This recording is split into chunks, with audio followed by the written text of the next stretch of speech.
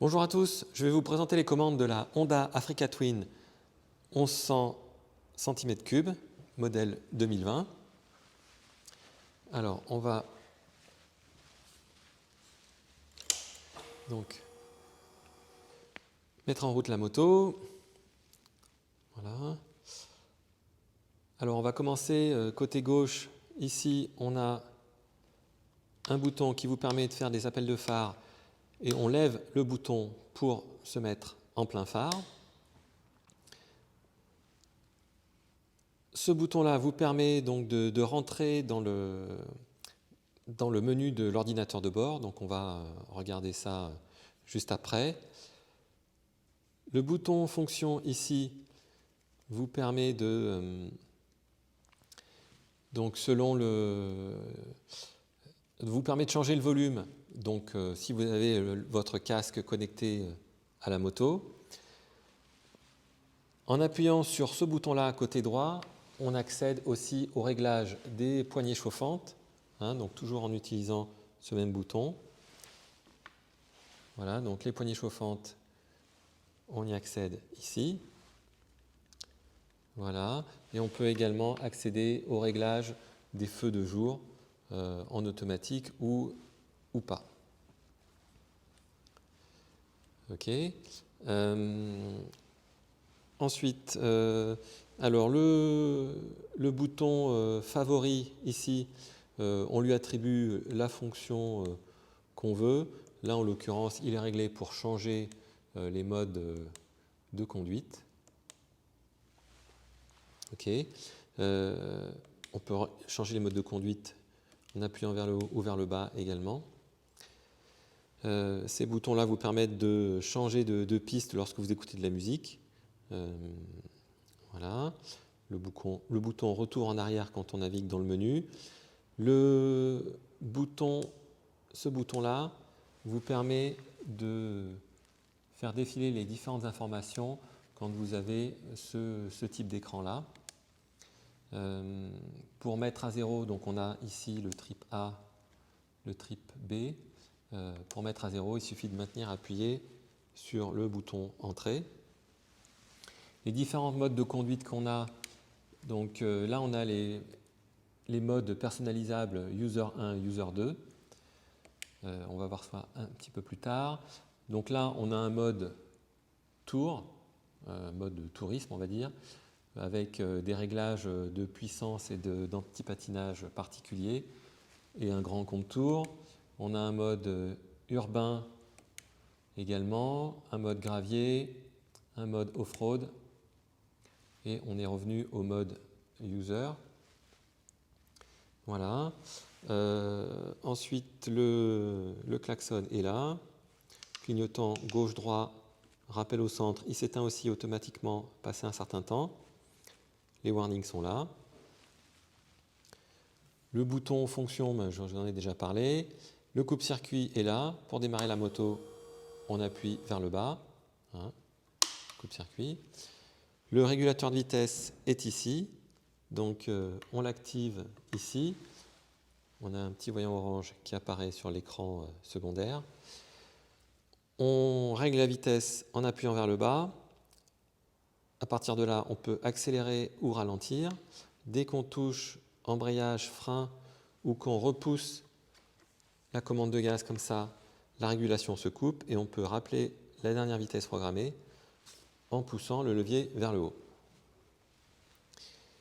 Alors on va revenir sur l'ordinateur de bord lui-même. Donc pour rentrer, c'est par ce bouton-là qu'on rentre dans le menu. Lorsqu'on appuie sur le bouton de cette manière-là, il ne se passe rien. Il faut maintenir appuyé un petit moment pour rentrer dans le menu.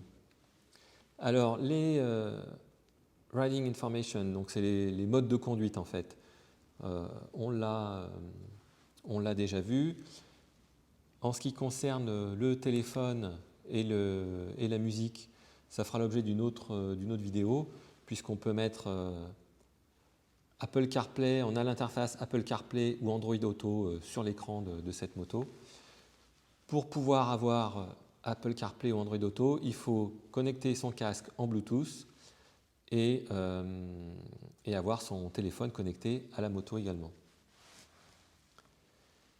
Voilà, donc on va regarder un petit peu les différents réglages possibles. Donc, fonction. Donc là, on a les différents les user modes qu'on peut personnaliser. Donc là, on peut personnaliser la puissance, l'ABS ou le frein moteur. Je reviens en arrière ici. User 2, même chose. Donc ça vous permet de modifier les réglages User 1, User 2. Ici, vous pouvez régler si les clignotants s'arrêtent tout seuls ou pas. Ok, je reviens en arrière. Les réglages de l'écran. Alors, on a la possibilité de changer le type d'écran pour les réglages User 1, User 2. On a choisi celui qui nous semble le plus complet. Voilà, mais vous pouvez, si vous voulez, changer pour les autres types d'écran. La luminosité de l'écran, bon, on la laisse en automatique. Vous pouvez changer la couleur du fond d'écran. Donc là, elle est, je l'ai mise en noir, moi, puisque je préfère que ce soit noir en permanence. Mais on peut également le mettre en automatique, auquel cas ça passe de blanc à noir en fonction de la luminosité extérieure. Voilà. Et ici, on peut régler les informations favorites qu'on veut faire apparaître dans le menu.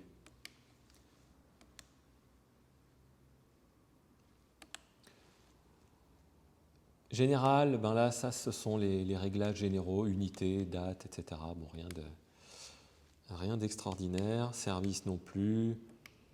Voilà. Donc voilà pour l'ordinateur de bord. Ensuite, le réservoir s'ouvre avec la clé de la moto. Rien de particulier à signaler. On met du samplon 95, 98 ou E10. Les valises s'ouvrent avec la même clé que la clé de la moto. Ce sont des valises JV badgées Honda. Rien de particulier à signaler par rapport à ça. Voilà, si ce n'est que on ne peut pas enlever la clé tant que la valise n'est pas fermée. Le réglage de la suspension, le réglage de la précharge peut se faire avec la molette qui est là. Alors c'est un peu sombre, j'espère que vous voyez suffisamment. La molette qui est là, côté gauche. Ici, on a la serrure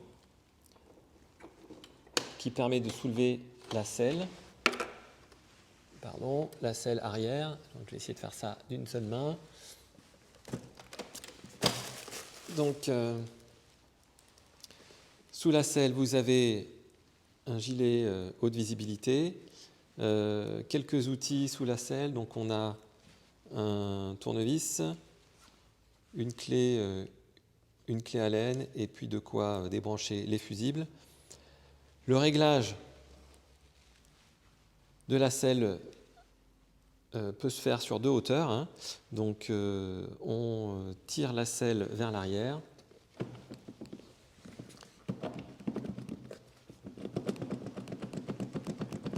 Alors, c'est pas facile avec une seule main.